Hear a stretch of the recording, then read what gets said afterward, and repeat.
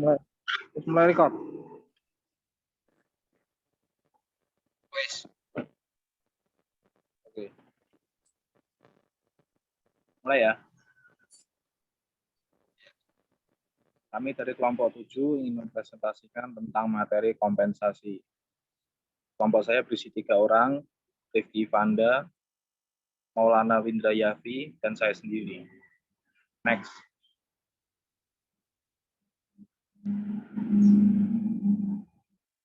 Selanjutnya, Mas. Slide selanjutnya. Mas. Lompat, Mas. Hah?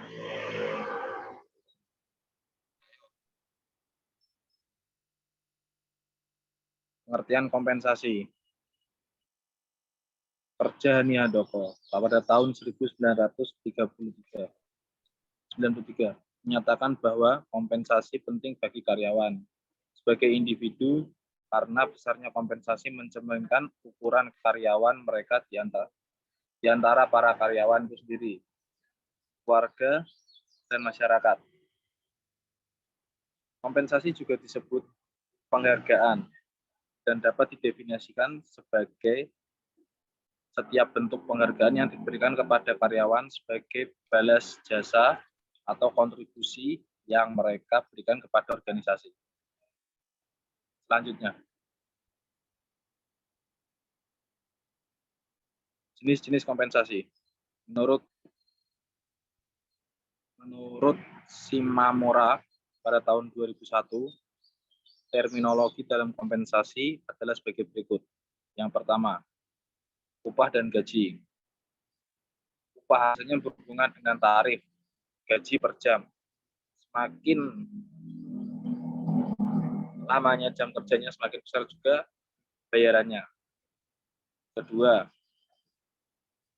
intensif. Adalah tambahan-tambahan kompensasi di atas atau di luar gaji atau bisa juga disebut upah yang diberikan oleh organisasi atau perusahaan. 3. Tunjangan yaitu berupa asuransi kesehatan dan juga asuransi jiwa, liburan yang ditanggung instansi. Kemudian ada juga program pensiun dan tunjangan lainnya yang berhubungan dengan hubungan kepegawaian. Yang keempat, fasilitas yaitu mewakili jumlah substansi dan kompensasi terutama bagi eksekutif yang dibayar mahal.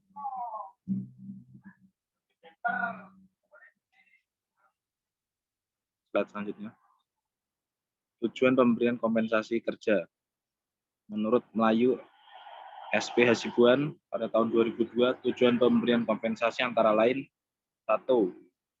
Ikatan kerja sama dengan pemberian kompensasi terjalinlah ikatan kerja sama formal dan antara majikan dengan karyawan.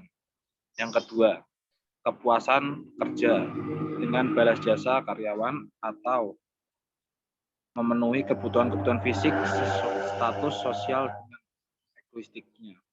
Ketiga, pengadaan efektif jika program kompensasi ditetapkan cukup besar. Keempat, motivasi jika balas jasa yang diberikan cukup besar, manajer akan mudah memotivasi bawahannya. Yang kelima, stabilitas karyawan dengan program kompensasi atas prinsip adil dan layak, serta eksternal konsistensi yang kompetitif. 6. Disiplin dengan pemberian balas jasa yang cukup besar.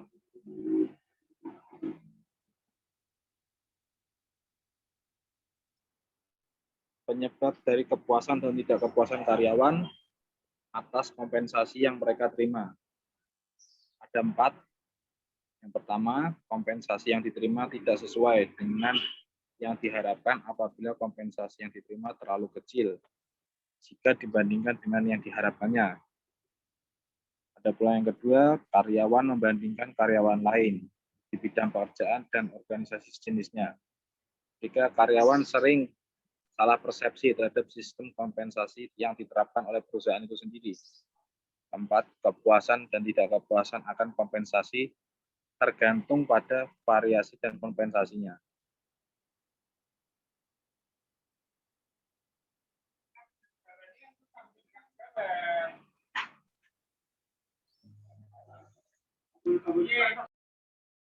Dasar perhitungan kompensasi kerja.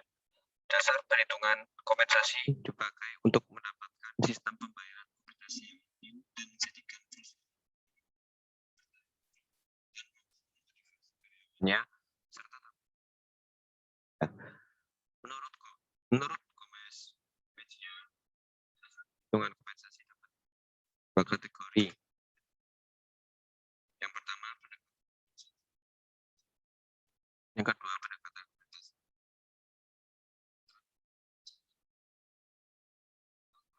Tidak dibayar karena jabatan yang disandangnya untuk menyelesaikan tugasnya.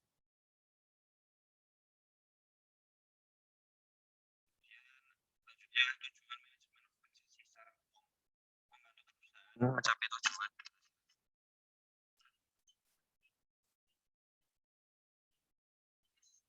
Ini akan dicapai memperoleh sumber daya yang berkualitas,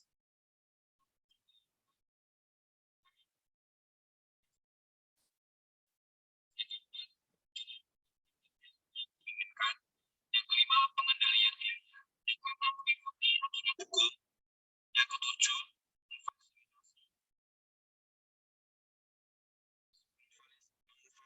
pengertian yang akan meningkatkan efisiensi administrasi, pengaruh lingkungan eksternal kompensasi di antara faktor-faktor yang mempengaruhi badan kebijakan organisasi, sesuatu yang berada di luar perusahaan seperti pasar tenaga kerja, kondisi ekonomi, peraturan pemerintah dan serikat kerja. Yang pertama ada pasar tenaga kerja mempengaruhi desain kompensasi dalam dua cara. Yang pertama, tingkat persaingan tenaga kerja sebagai bentukan batas atau floor tingkat pembayaran. Yang kedua, kondisi ekonomi, salah satu aspek yang mempengaruhi kondisi ekonomi industri. Upaya perusahaan itu dengan gaji tinggi. Yang ketiga, peraturan pemerintah bekerja secara langsung. Yang ketiga, kompensasi melalui pengendalian upah dan yang melarang peningkatan.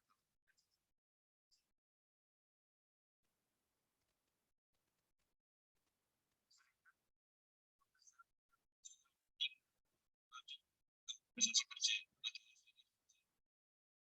serikat kerja di perusahaan sektor swasta diperkirakan meningkat menaikkan tunjangan sekitar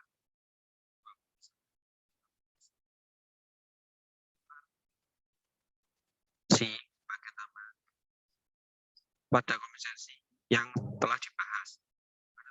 Faktor yang mempengaruhi upah.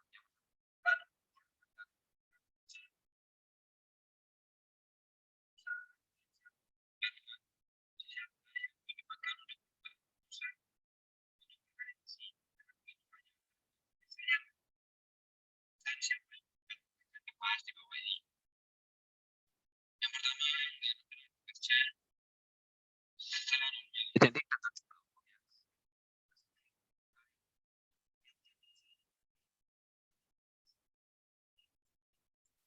membuat keputusan mengetahui siapa yang di sekitar beberapa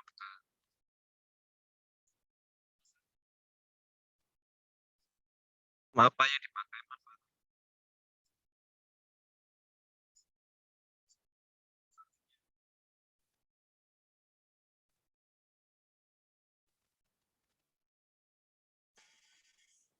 Pertanyaan 3. Kompensasi yang selama ini diberikan pada karyawan adalah berupa upah variabel $8,5 per jam. Apakah sistem pemberian upah variabel yang digunakan pada saat ini sudah benar?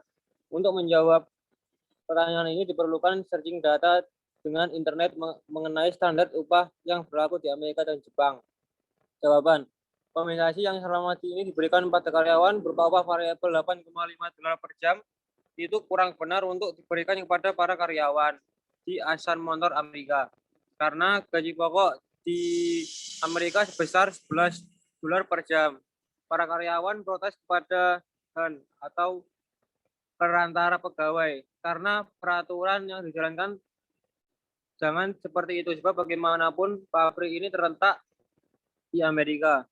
dan peraturan yang berlaku di pabrik sesuai negara Jepang, di mana mereka mengharapkan pekerja dapat bekerja lembur tidak dibayar ketika produksi tidak tercapai. Manajemen tidak terlalu memperhatikan pekerja dan kualitas hidup mereka dengan fokus pada produktivitas saja. Para pekerja menjadi gelisah dan hubungan mereka dengan manajemen menjadi buruk. Han bertindak sebagai penghubung karyawan, mencoba menyelesaikan masalah, namun usaha yang ia lakukan tidak berhasil. Manajemen Jepang melihat tidak ada gunanya menjaga pabrik tetap buka sampai Han berpendapat bahwa dia dapat menyamai produksi terbaik pabrik di Jepang, yaitu 15.000 unit mobil. Manajemen Jepang setuju bahwa jika hasil tersebut tercapai, pabrik akan tetap buka dan upah akan kembali ke tingkat yang berlaku sebelum penutupan pabrik yang sebelumnya. Tapi jika tidak berhasil, maka pabrik akan ditutup.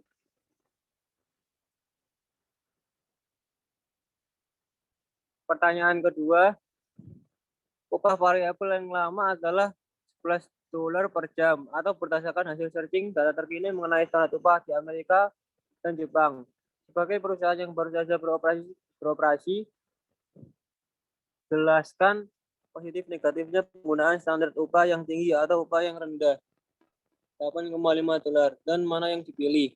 Jawabannya, Jepang memberikan gaji dengan standar upah $11 per jam ini tergolong gaji yang tinggi karena dapat sebanding dengan tenaga untuk membuat mobil dengan mengutamakan kualitas dan kebutuhan akan produktivitas karyawan yang mencukupi kebutuhan. Dikarenakan hidup di Jepang termasuk pengeluaran yang tergolong tinggi. Positifnya, dapat membiayai dan memenuhi kebutuhan karyawan. Orang Amerika memiliki rasa sosial yang tinggi. Dan negatifnya, mengurangi anggaran lain di perusahaan. Amerika tidak bisa menerima target atau kesepakatan yang diberikan oleh orang Jepang karena dirasa tidak mampu dalam menyelesaikan pekerjaan dengan target membuat mobil 15.000 per bulan, yang menyebabkan manajer mereka bertengkar dan akhirnya para karyawan pabrik mengundurkan diri dan menyebabkan pabrik tutup. Pertanyaan ketiga, untuk pekerjaan di Asal Motor System, perubahan apa yang cocok untuk pegawai pabrik? Perantara pegawai, Hans Stevenson, tim manajemen Taharat dan teman-teman menggunakan upah variabel, upah tetap, atau kombinasi keduanya. Perlukah insentif? Kalau iya, untuk siapa saja dan berbentuk apa? Jawabannya, sistem pengupahan yang diberikan dalam Asal Motor adalah nomor 1, karyawan. Karyawan menggunakan sistem upah tetap karena mereka diupah sesuai dengan hasil pekerjaan yang dilakukan. Seperti harus membuat mobil dengan total 15.000 unit, upah akan dibayar $11 per jam sesuai dengan hasilnya. Mereka bekerja keras untuk mendapatkan bonus dari perusahaan. Yang kedua, perantara pegawai. Pekerja dari Amerika Serikat ini menggunakan sistem upah tetap karena pekerjaan menyatukan karyawan dan manajer, memberikan semangat dan motivasi bagi para karyawan, serta juga ikut berdiskusi bersama dengan manajer Jepang. Yang ketiga, manajer Jepang. Manajer dari Jepang menggunakan sistem upah tetap karena sebagai tugas manajer mengkoordinasi, memimpin, mengarahkan bagi perantara karyawan dan karyawan untuk bisa membuat mobil sebanyak 15.000 unit per bulan.